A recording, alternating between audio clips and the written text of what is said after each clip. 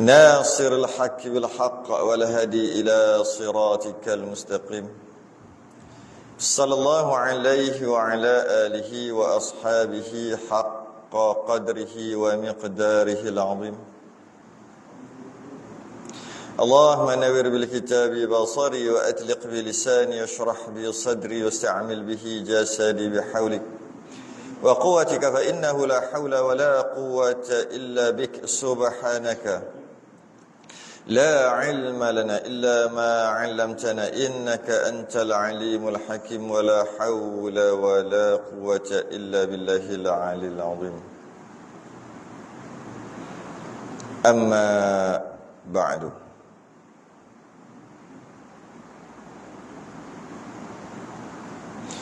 Pertama sekali mari kita rafa'kan kesyukuran dan terima kasih kita kepada Allah Ta'ala. Pagi dapat kita sambung pengajian kita Al-Jauhar Al-Mauhub. Jawi itu muka surat 45, Rumi 98. Kita dalam perbahasan yang terakhir lah, perbahasan berkaitan dengan azan, berkaitan dengan azan, berkaitan dengan muazzin dan berkaitan dengan fadilat-fadilat azan, iqamah, bacaan-bacaan azan, iqamah.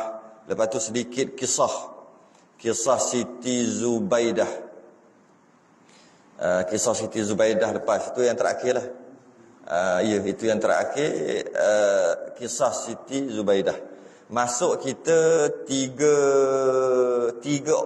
golongan di bawah naungan Arash. Di bawah naungan Arash, tiga golongan. Qala al-mu'allif rahimahullahu ta'ala wa nafa'ana wa iyyakum bi'ulumihi fid darain amin ya rabbal alamin. Wa qala sallallahu alaihi wasallam, muka surat 45 Jawi Rumi 98. Wa qala sallallahu alaihi wasallam, berkata Nabi SAW, tiga orang di dalam naung Arash, tiga orang di dalam ataupun di bawah naungan Arash. Apa maksud di bawah naungan Arash ni? Maksud di bawah naungan Arash ni maksudnya boleh ditafsirkan sebagai tiga golongan di bawah di dalam lindungan Allah. Boleh kita kata gitulah. Tiga golongan di dalam lindungan Allah di akhirat nanti. Tiga orang yang berada di tempat yang mulia di padang mahsyar nanti. Itu maksud tiga orang di dalam naungan Arash. Apa maksud naungan Arash tu? Itulah maksud dia. Arash ni satu makhluk Allah yang paling besar. Dan Arash ni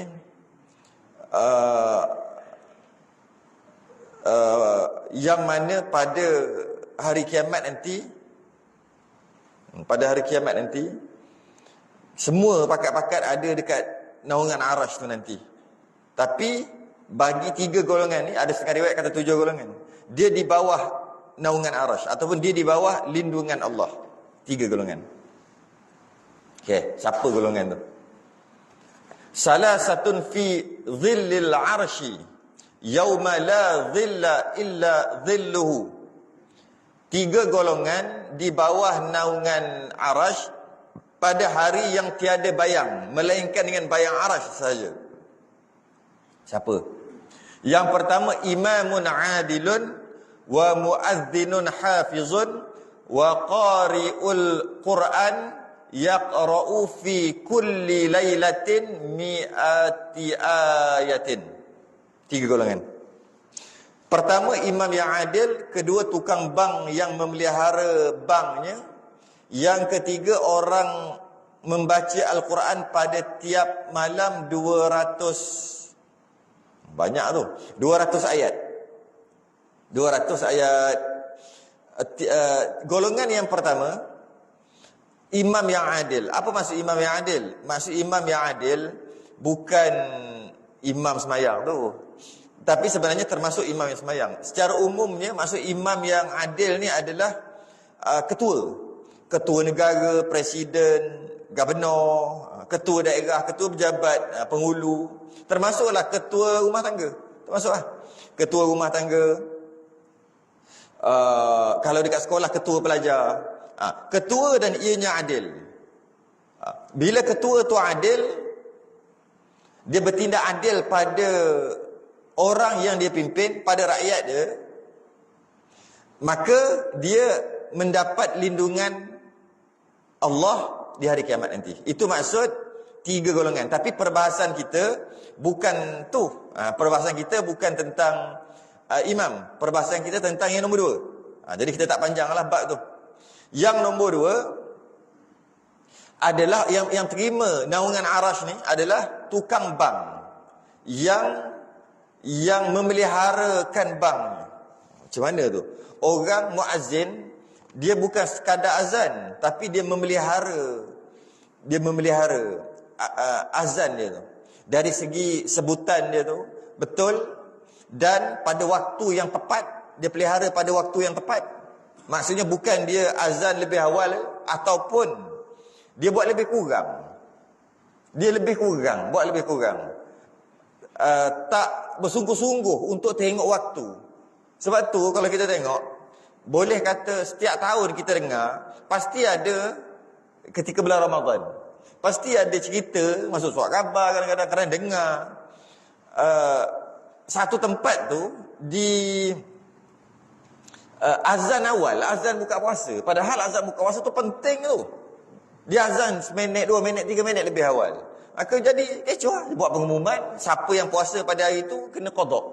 Sebab siapa yang buka puasa dengan mendengar azan mendengar azan di masjid, di surau, maka kena qada. Padahal pertama bulan Ramadan. Yang kedua, waktu maghrib. Waktu maghrib ni kita tahu penting sangat untuk orang buka puasa. Double check lah, triple check lah. Selain daripada tengok surau masjid punya jam, tengoklah pula kita punya telefon, handphone kita punya, dan tengok 2-3 kali. Tahun baru ni ada cerita, tahun lepas ada cerita, 2 tahun masa PKP pun ada cerita. Setiap tahun ada cerita, iaitu 1-2 minit lebih awal. Kenapa jadi ni? Kat tu lah, tukang bank yang memeliharakan bank, muazzin yang memelihara, yang penting memelihara waktu. Nanti kita akan baca hadis bab ni lepas pada ni. Dan satu lagi, dia memelihara sebutan. Bukan lagu aja dia memelihara sebutan. Kadang-kadang kita ada dengar juga, dia tak jaga sebutannya. Salah dari segi menambah huruf, ataupun ada juga tukang bank ni atau Bilal ni yang dia hilang huruf. Kita, yalah muazzin ni, Bilal ni semua orang dengar, pakai speaker. Bila kita tahu ada yang hilang huruf, tak cukup huruf, bila macam tu tak dapatlah, rugilah bagi dia. Satu lagi, tak sah lah azan tu, berdosa lagi. Tujuan baik tapi tak dapat.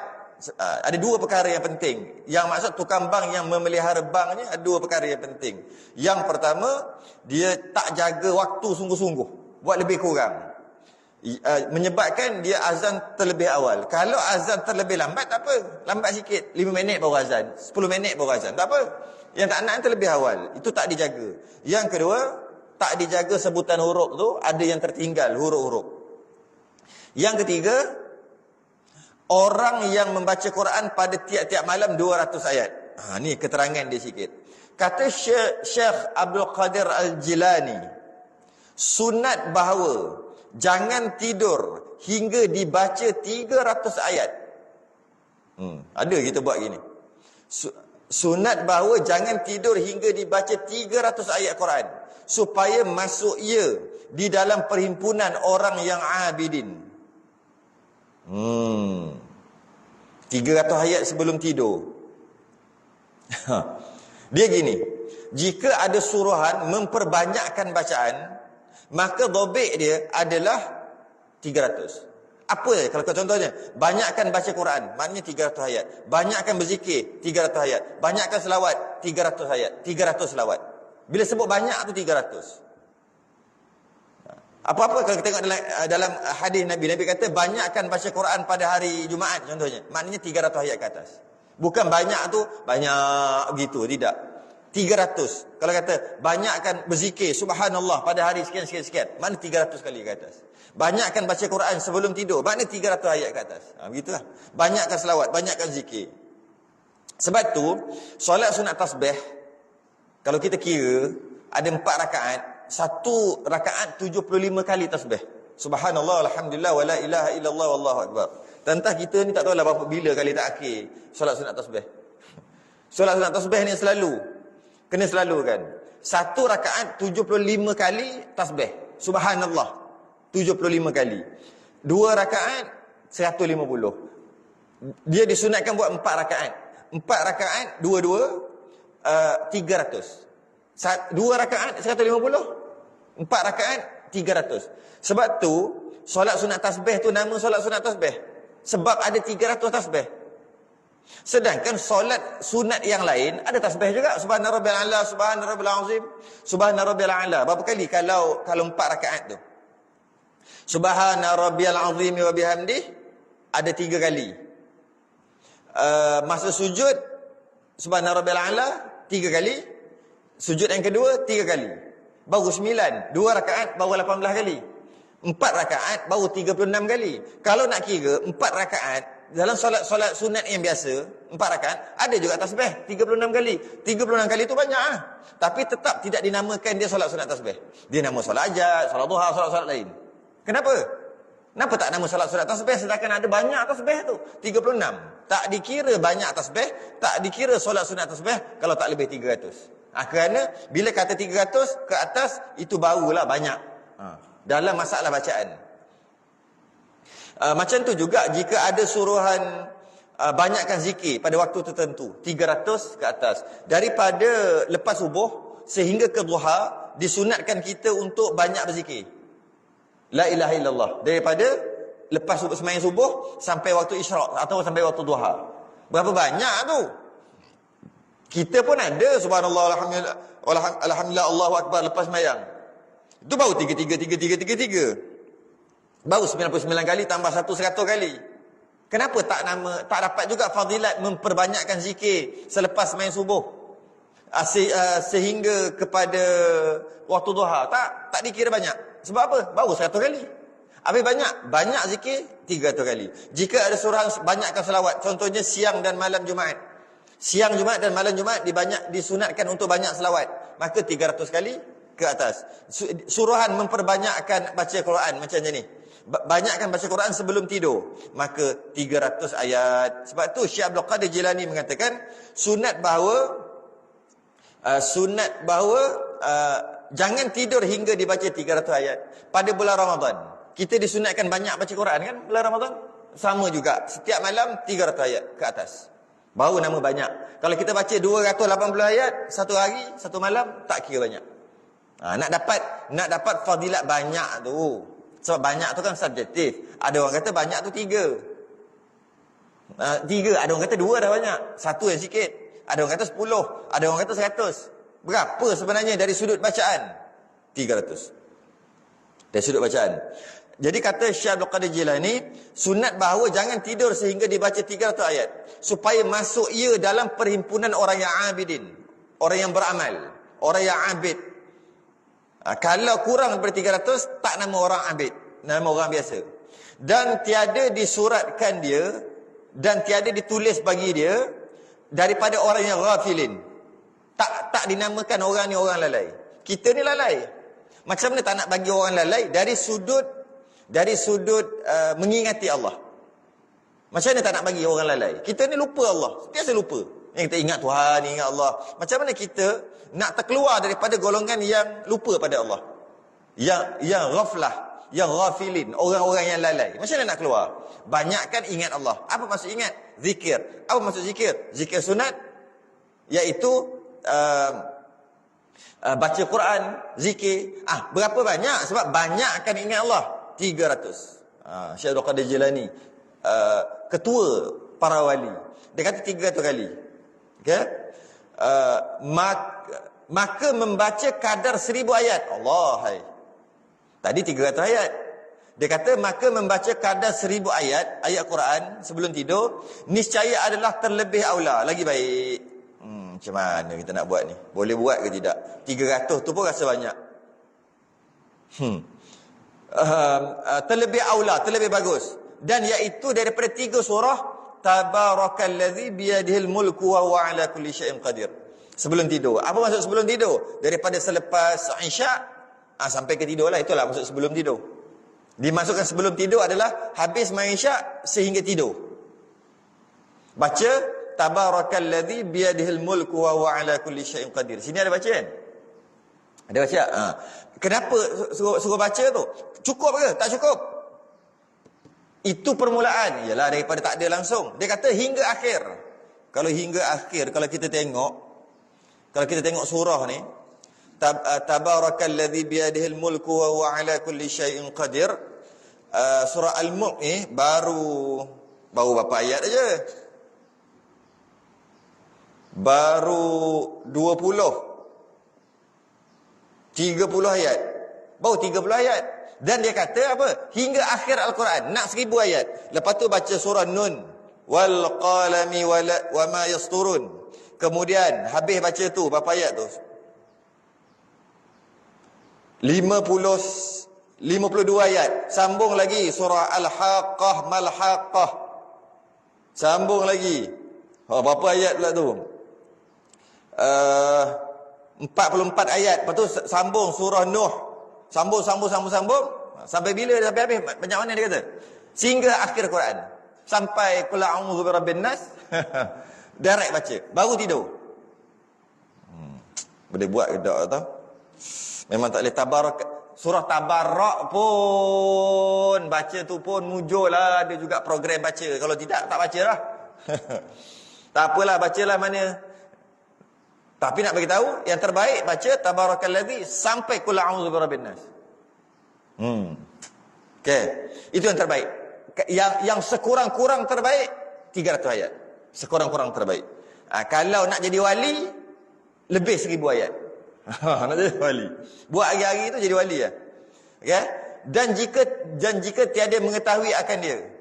Kalau kata tak mampulah, tak bolehlah, banyak sangat, banyak benda nak buat, busy ni. Okey. Maka hendaklah membaca Qul huwallahu ahad. Cantik. Boleh baca Qul huwallahu ahad sebelum tidur tu. Berapa banyak? Maka perhimpunannya bukan 1000 ayat. 1000 kali, 1000 ayat serta basmalah. Bismillahirrahmanirrahim. Qul huwallahu ahad, Allahus samad, lam yalid wa lam yulad wa lam yakul lahu kufuwan ahad. 5. Maka 5 ni ulang, 5 sampai 1000. 1000 ayat. Ataupun 250 kali. Kalau dalam kitab kita kata pun 250 kali. Baca 250 kali. Maka perhimpunannya kadar 1000 ayat serta basmalah. Jadi maknanya Qul huwallahu ahad baca 250 kali. 250 kali 4 maknanya jadi 1000 ayat. Jadi bukan baca 1000 kali lah, baca 250 kali aja. Qul a'udzu Qul huwallahu ahad. Kita 3 kali pun belum tentu. Sekurang-kurang 3 kali lah. Macam satu Quran baca. Okey, sambung lagi. Itulah kadang-kadang kita baca. Boleh buat ke tidak? Baca. Dan adalah Nabi SAW. Tiada tidur ia hingga membaca ia akan surah Alif Lam Sajadah. Allah, lagilah. Kita setiap Jumaat dalam semayang subuh nak baca Alif Lam Sajadah tu kan, surah Sajadah tu, rakaat kedua, dan surah Tabarakallazi biyadihil mulku wa huwa ala kulli syai'in qadir, surah Al-Mulk, sebelum tidur. Dahlah surah Sajadah tu panjang, kita baca seminggu sekali pada waktu subuh, itu pun kadang-kadang langgar. Kadang-kadang tak berapa nak baca, kita selang-selang lah. Tak baca tiap-tiap minggu. Untuk baca tu dalam semayang. Ini tiap-tiap malam Nabi baca. Apa dia? Alif Lam Sajadah lah, surah Sajadah tu. Dan lepas habis tu, habis dah tak baca Tabarakallazi biyadihil mulk, surah Al-Mulk juga. Tiap-tiap malam, baru tidur. Tak ada harapan juga ni. Baca je lah, tak ada harapan pun. Okay. Kadang-kadang doa pun tak baca. Bismikallahumma ahya wa amut pun tak baca.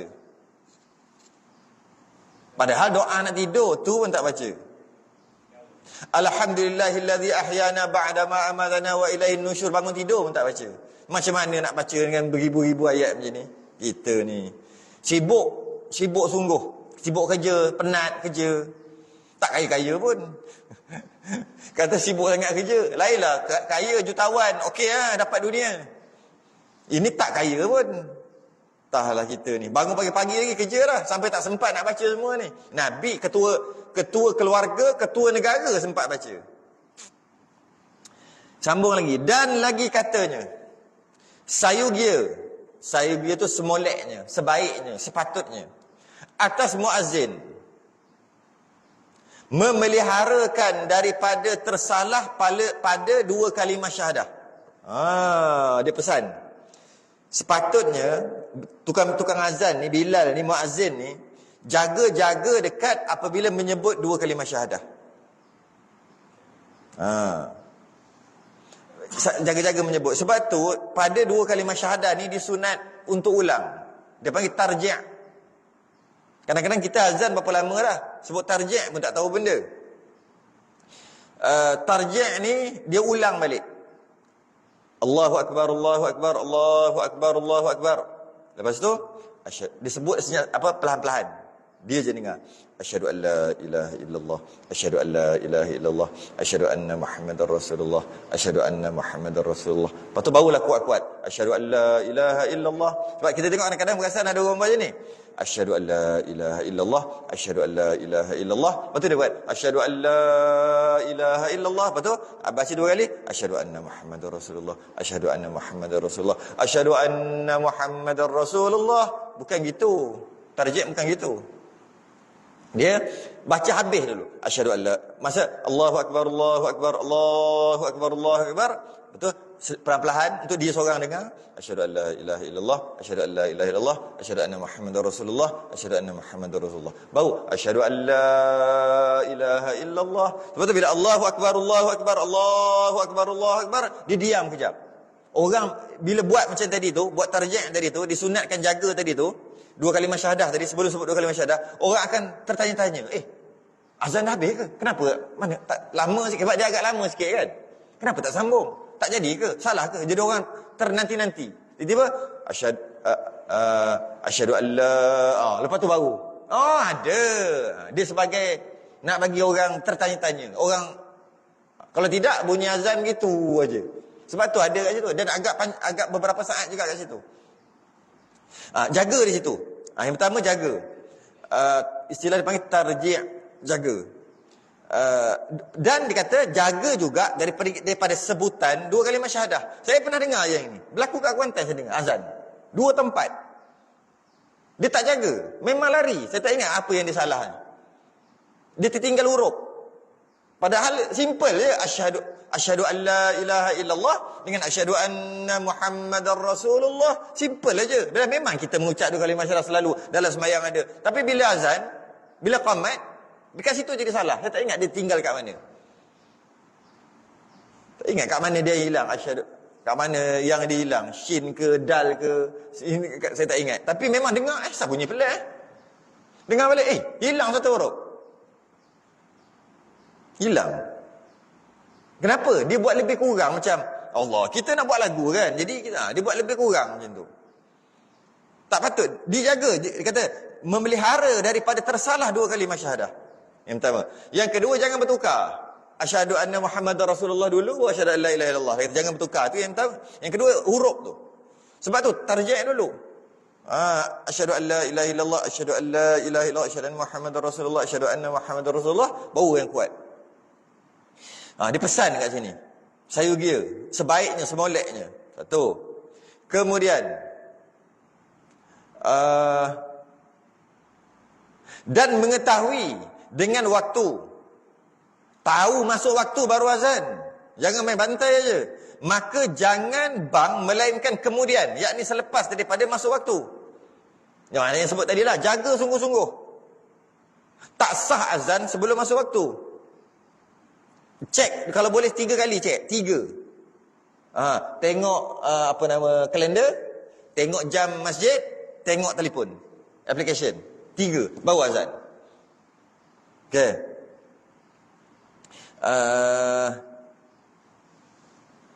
Kenapa jadi gitu? Kenapa begitu? Bimbang takut salah. Ya?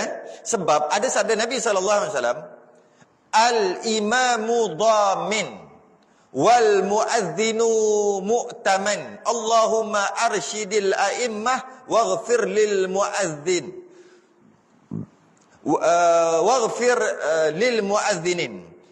Nabi bersabda, imam sebagai penjamin dan muazzin sebagai orang yang diberi amanah. Maka ya Allah, berilah petunjuk kepada imam dan berilah keampunan kepada muazzin, tukang azan. Ulama bahas, kenapa Nabi dia tak sekali kan, ya Allah ampunkanlah imam dan muazzin. Kenapa tak cakap gitu? Nabi kata, ya Allah, berilah petunjuk kepada imam dan berilah keampunan kepada muazzin, tukang azan. Macam berbeza. Maka ulama kaji. Kata, ya Allah, berilah petunjuk kepada imam dan muazzin. Okey lah macam tu. Kenapa? Bagi imam, Nabi doa supaya beri petunjuk. Bagi muazzin, Nabi doa supaya diberi keampunan. Untuk muazzin. Muazzin ni buat dosa ke? Banyak sangat ke buat dosa sampai Nabi minta ampun untuk dia. Untuk imam, Nabi tak minta ampun. Yang pertama, ulama kaji. Yang pertama, kenapa Nabi kata, ya Allah, berilah petunjuk kepada imam. Kerana bila imam sembahyang, dia ada kemungkinan boleh tersalah rakaat. Terlupa. Maka, ya Allah, berilah petunjuk kepada imam. Kalau 3 ke 4, macam mana nak buat dan sebagainya. Okey. Habis, muazzin tak perlu petunjuk ke? Perlu juga. Tapi muazzin lebih perlu keampunan. Sebab apa? Sebab muazzin diberi amanah untuk azan. Kalau dia buat lebih kurang, dia akan terazan lebih awal, maka berdosa. Dosa dia, kalau orang buka puasa awal, dia berdosa. Kalau orang sembahyang awal, orang tu sembahyang tak sah, dengan sebab azan dia, orang tu tak qada dah sebab dia tak tahu. Maka dia tanggung dosa yang orang buat salah. Jadi sebab itulah muazzin lebih memerlukan keampunan berbanding dengan imam. Imam lebih memerlukan petunjuk. Sebab tu Nabi kata, Nabi doakan, Allahumma arsyidil a'immah. Ya Allah, berilah petunjuk kepada imam-imam. Waghfir lil muazzinin. Dan berilah keampunan kepada muazzin. Jadi kita fikir balik. Mana lagi hebat? Mana lagi besar kedudukan? Mana lagi bagus? Dapat doa Nabi supaya dapat petunjuk? Ataupun dapat doa Nabi yang Nabi doakan supaya dapat keampunan? Maka ulama kata lebih besar lagi keampunan. Maka di sini iman dengan Bilal lebih besar jawatan Bilal sepatutnya. Sebab Bilal akan dapat doa untuk keampunan. Daripada petunjuk dan keampunan, kita lebih nak kepada keampunan. Nak kepada doa supaya kita diampunkan oleh Allah berbanding dengan petunjuk. Tak dapat petunjuk pun tak apa, janji dapat keampunan. Itu lebih besar. Maka sebenarnya muazzin itu lagi besar daripada imam. Patutnya berebut tahu nak azan. Fadilat dia besar daripada imam. Okey. Sambung lagi. Maka jangan bang melainkan kemudian daripada masuk waktu. Melainkan bang fajar. Yakni bang dahulu daripada fajar. Siapa yang azan sebelum masuk waktu berdosa dan tak sah azan. Okey. Kecuali bang fajar, subuh. Azan subuh, kalau azan awal sah dan tak berdosa. Awal sikit. Iaitu untuk mengejutkan orang tahajud tu. Lebih kurang sejam, sejam. Kalau kita lebih kurang pukul 5 begitu. Azan. Sedangkan kalau azan sebelum masuk waktu berdosa dan tak sah. Tapi sebelum subuh tak berdosa, malah sunat dan sah azan tu. Tapi bukan azan subuh. Malah kalau kita tengok sebelum ni, kita tengok mana tukang azan Nabi. Tukang azan Nabi ada 4 orang yang muka surat sebelum tu. Bilal bin Rabah, Ibnu Ummi Maktum, Sa'ad ibnu A'iz dan Abu Mahzurah. Ada 4 orang tukang azan Nabi. Bilal bin Rabah, azan dia yang pukul 5 tadi itulah. Azan yang subuh ni sebelum masuk waktu untuk kejut tahajud. Abdullah Ummi Maktum buta, kita dah cerita sebelum ni. Dia buta, tapi dia boleh nampak fajar. Setiap kali masuk subuh, dia tengok, dia akan nampak matahari itu. Bukan matahari, dia nampak fajar. Matahari nak terbit tu. Dia nampak fajar. Walaupun dia buta. Maka Nabi lantik dia menjadi tukang azan subuh. Habis Bilal tukang azan sebelum subuh. Yang kata pukul 5 tadi tu. Maka disunatkan, dengan perbuatan Nabi tadi, disunatkan untuk setiap masjid surau ada dua tukang azan. Yang waktu subuh. Ada 2. Kita nak cari satu pun payah. Masa buat mesyuarat agung nak pilih tu, Allah pakat-pakat lari habis. Lah kali mu lagi asyik orang yang sama je. Mana tak, time mesyuarat agung tak datang, mana boleh lantik. Jadi dia tu je lah. Yang terbaik 2. 2 tukang azan, 2 Bilal, 2 muazzin. Yang azan awal pukul 5 tadi orang lain, yang azan waktu masuk subuh yang lain. Itu yang terbaik. Kalau boleh buat yang itu. Dan ada cara dia. Kalau boleh, yang azan pukul 5 tadi, azan awal tu biar orang yang sama. Dan azan subuh tu biar orang yang sama. Orang lain tapi orang yang sama. Orang ni Ahmad, yang kedua Pak Karim. Pak Mat dengan Pak Karim. Pak Mat azan pukul 5 setiap hari. Dia je. Jangan kejap Pak Mat, kejap Pak Karim yang azan pukul 5 ni. Azan subuh kejap Pak Mat, kejap Pak Karim. Jangan. Ini khas untuk subuh aja. Untuk azan lain tak apa. Ini khas untuk azan subuh yang 2 kali tu. Kalau Pak Mat azan pukul 5, biar Pak Mat aja pukul 5. Pak Karim ni azan masuk waktu subuh, dia aja. Jangan tukar-tukar. Dan kenapa gitu? Sebab biar orang dengar, dia tahu, oh azan Pak Mat ni tak masuk subuh lagi, azan mu tidur balik. Dia tak payah tengok jam. Oh ini Pak Karim ni, maknanya dah masuk dah ni subuh. Sebab dia kenal suara. Malah kalau boleh buat lagu pun berbeza. Lagu azan tadi. Yalah bila orang berbeza, lagu pun akan berbeza. Kalau boleh buat gitu, untuk dibezakan. Jadi orang tak perlu tengok jam, orang dengar dah tahu dah ini azan yang pukul berapa. Itu yang ikut cara ni. Tengok ini azan Bilal. Oh ini azan Abdullah Umi Maktum. Orang sahabat tahu dah. Itu yang berlaku peristiwa. Nabi kata, jika dengar azan, maka kamu tengah makan bulan Ramadan, sempurnakan makan kamu. Jangan berhenti walaupun dah azan. Azan tu azan apa? Azan Bilal. Bukan azan Allah Umi Maktum. Abdullah Umi Maktum dah masuk subuh dah, jangan makan, batal. Buang balik. Bila dengar azan, dengar suara Bilal aja, makan. Sebab apa? Dah tahu dah. Itu yang terbaik lah. Terbaik. Malah pada hukum asal, as-salatu khairun minan naum, pada yang pukul 5 dan yang pada masuk waktu subuh. Dua-dua. As-salatu khairun minan naum. Dia panggil taswib. Tapi disunatkan juga, memang sunat sama. Tapi untuk membezakan, sebaiknya pula, ketika pukul 5 tu tak ada as-salatu khairun minan naum. Yang ada bila? Yang ada masa subuh. Kenapa ni? Untuk bezakan. Oh ada as-salatu khairun minan naum. Oh dah masuk dah, bangun terus. Nak bezakan, tu tujuan dia. Untuk membezakan. Habis baca sekali lagi.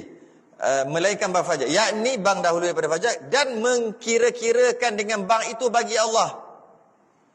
Bagi Allah Ta'ala. Maksudnya, dia azan tu lillahi ta'ala, kerana Allah Ta'ala.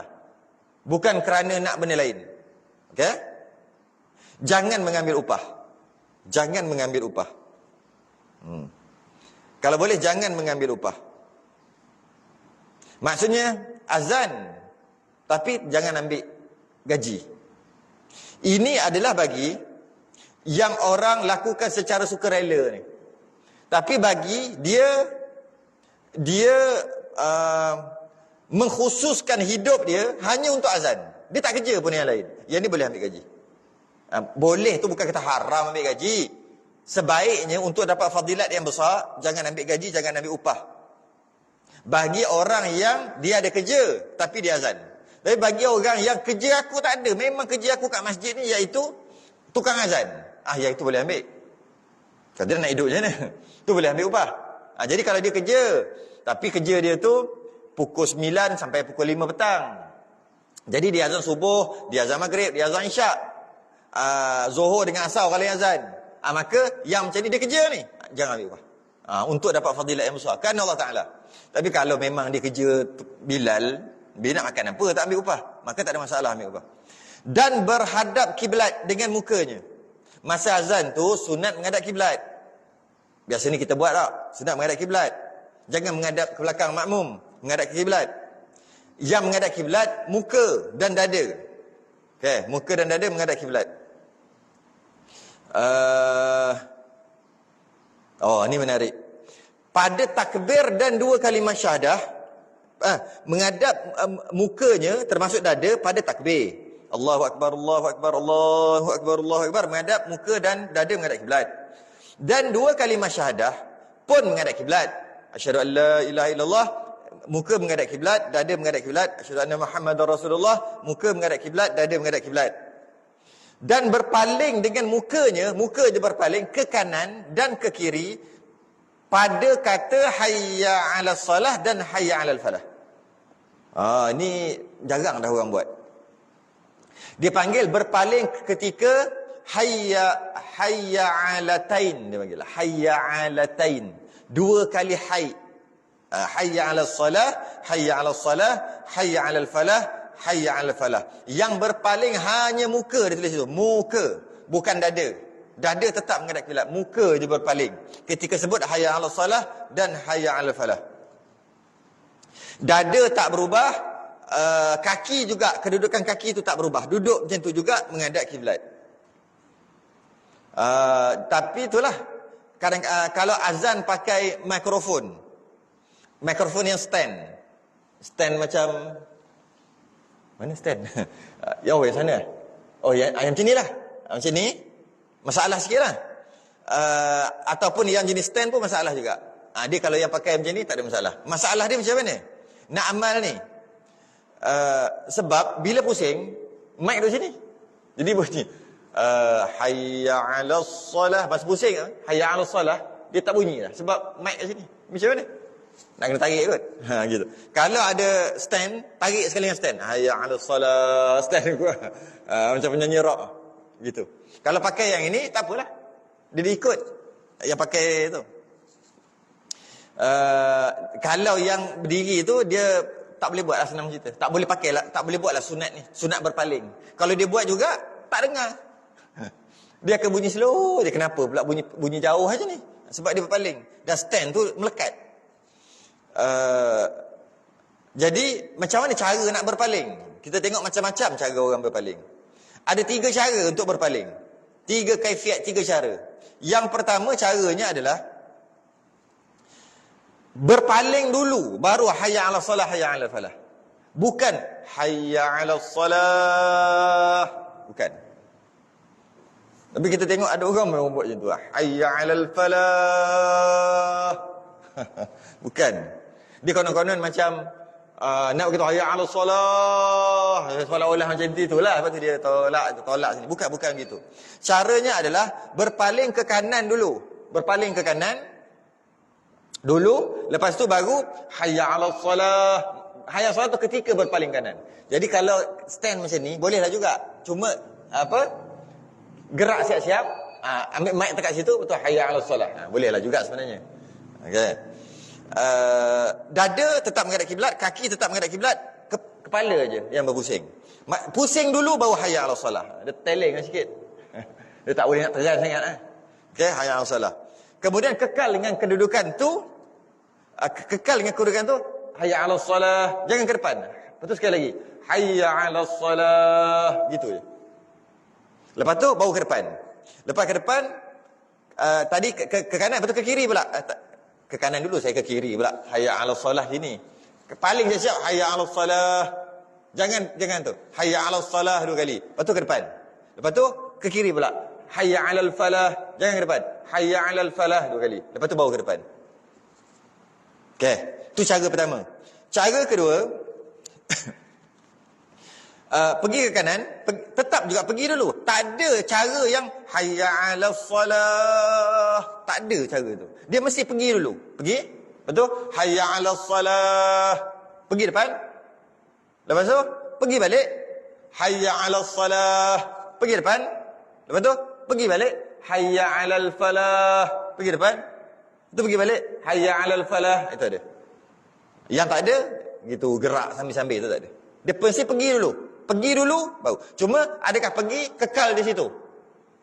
Pertama pergi kekal di situ, dua kali hayya 'alal salah, pergi ke depan, pergi ke kiri, hayya 'alal falah, kekal di situ hayya 'alal falah. Itu cara pertama. Cara kedua, hayya 'alal salah, pergi dulu ke kanan, hayya 'alal salah, pergi depan, lepas tu pergi balik ke kanan, hayya 'alal salah, pergi depan balik, tu pergi ke kiri, hayya 'alal falah, pergi depan balik, tu pergi balik, hayya 'alal falah, pergi depan balik. Dua cara dah. Cara ketiga. Cara yang ketiga,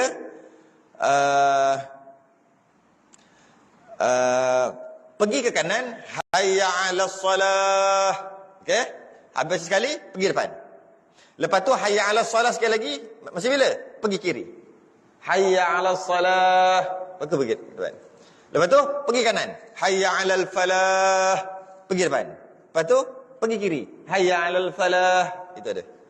Tiga cara. Selain daripada tu tak ada. Tak ada hayya 'alal falah. Tak ada gitu. Tapi kita tengok semua orang buat gitu. Dia gerak dulu dan duduk diam. Lepas tu bergerak dulu baru diam. Lepas tu barulah ikut mana-mana cara daripada tiga tadi. Kenapa sunat buat gitu? Sunat buat gitu. Berpaling tadi tu ketika dua kali seruan hayya 'alal salah dan hayya 'alal falah. Sebab tujuan asal nak meratakan suara. Sebab tak ada mic dulu, nak meratakan tujuan asal lah bila Rabah buat gitu. Jadi kita ikut juga sunnah para sahabat tadi untuk buat. Buat juga begitu. Walaupun dah ada mic pun sunat buat juga. Ikut sunnah para sahabat. Okey. Dan macam mana dengan as-salatu khairum minan naum? Macam mana dengan as-salatu khairum minan naum? As-salatu khairum minan naum, setengah ulama dia kias juga. Itu juga. Ketika subuh. Jadi macam mana? As-salat, pergi dulu ke kanan, as-salatu khairum minan naum. Lepas tu pergi depan, pergi ke kiri pula, as-salatu khairum. Kias. Tapi kalau tak buat pun tak apa, di kat situ khilaf ulama kias. Tapi yang memang ada suruhan hayya 'alas salah, hayya 'alal falah, berpaling tadi. As-salatu khairum minan naum, ulama kias. Tujuannya nak meratakan suara pada asal. Walaupun selepas pada tu kita dah ada mic, tak perlu pun nak buat gitu, tetap sunat buat juga. Dia panggil sunnah para sahabat. Sikit lagi. Dan apabila bang maghrib, tadi subuh, maghrib, bang maghrib, hendaklah duduk sedikit antara bang dan qamat. Duduk sikit tu maksudnya biar lama sikit. Biar lama sikit. Ada dua sebenarnya biar lama sikit. Yang pertama subuh, yang kedua maghrib. Biar lama sikit. Kenapa lama sikit nak qamat? Nak bagi peluang dekat orang baru balik kerja apa semua. Jadi nak mandi, nak itu, bagi peluang untuk datang. Jadi bab maghrib 15 minit hingga 20 minit. Bukan, qamat maghrib. Azan waktu biasalah. Azan waktu masuk waktu. Nak qamat tadi 15 hingga 20 minit. Subuh juga begitu, 15 hingga 20 minit. Itu cantik. Cantik. Ini sekadar umum aja, secara umum. Tapi kalau ada majlis ilmu, kalau dia buat lambat itu, nanti lambat majlis ilmu. Kalau solat maghrib menyebabkan kuliah maghrib lambat, nanti habis lambat. Jadi oleh kerana ada majlis ilmu, tadi secara umumnya macam biasalah 10 minit aja. Cuma nak bagi tahu secara umum maghrib lepas azan biar lama sikit.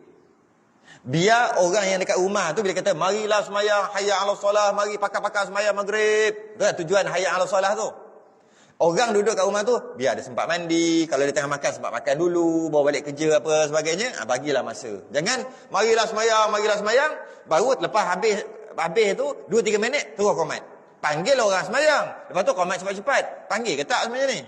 Macam tak ikhlas panggil aja. Tu bagi. Maghrib lah.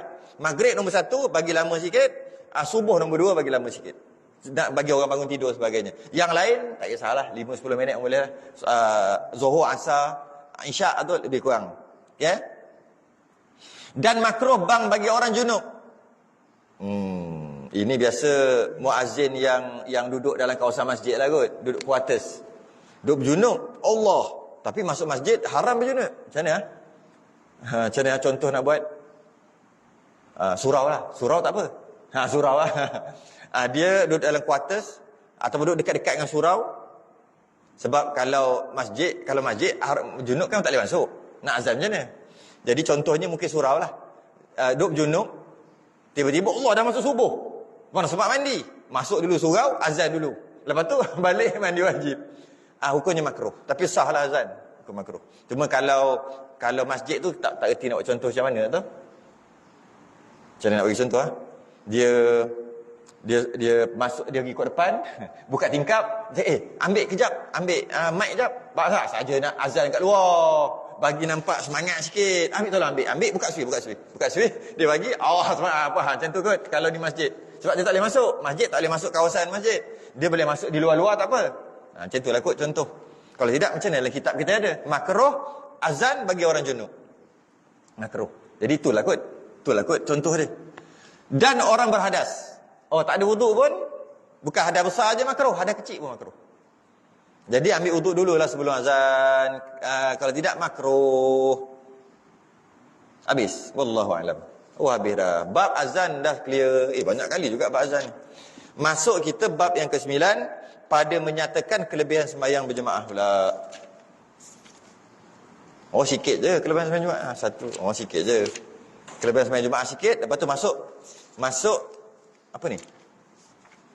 Kelebihan hari Jumaat. Hukum hakam berkaitan dengan hari Jumaat. Kita akan masuk lepas ni hukum hakam berkaitan dengan solat jemaah, dan lepas pada tu hukum hakam berkaitan dengan solat Jumaat. Bagus juga ni. Mandi Jumaat dan sebagainya. Bagus juga. Jadi kita berhenti dekat bab yang ke-9 pada menyatakan kelebihan sembahyang berjamaah. Wallahu a'lam.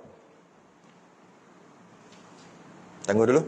Sering tasbih kafarah dan surat subhanakallahumma hamdika asyhadu an la ilaha illa anta astaghfiruka wa atubu ilaik.